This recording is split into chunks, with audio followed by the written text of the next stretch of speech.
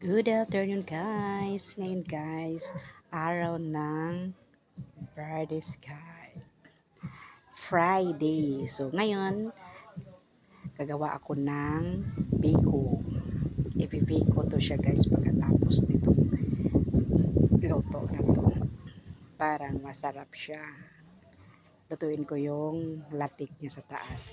Kasi may nag-order sa akin ng biko. Dalawang tray. Nilagay ko lang sa baking tray ko. Nilagay ko. So, ayan na guys. Gagawin natin to. Masarap to. Special. Maraming gata. Hindi siya masyadong matamis. Ayan. Halo-halo. Haluin natin parang lahat siya. Na-mix talaga siya. So, hindi makikita na may puti pa. So, haluin. Ayan, masarap to siya. Order to sa kapitbahay namin. So, yung matira sa akin na, dukot na lang guys. Tutong na lang ang sa akin. Tapos, sausaw ko siya sa latik na tira din. Ayan, halo-halo. Haluin ko siyang mabuti. Kaya parang mix talaga siya lahat.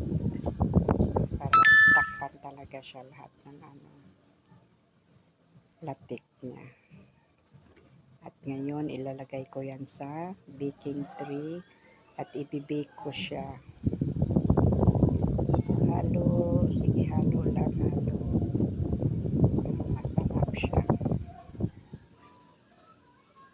Ayan. Halo-halo. At ilalagay ko siya sa baking tray. Para ibibake ko siya sa oven.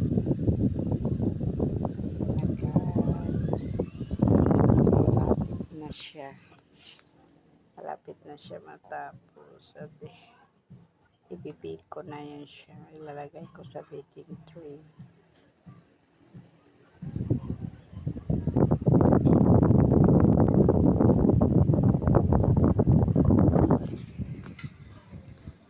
Nakakapagod din pala pag magbiko kasi ang tagal gawa ng latik. Tsaka yung yung maglatik ka talaga, kailangan talaga na lutong-luto siya kasi pangit siya pag hindi siya masyadong latik kasi hindi siya didikit ang mga kanin. Tsaka yung malagkit pala. Ayan na guys. Tapos ko na yan binake guys. Nilagay ko dyan sa baking tray ko.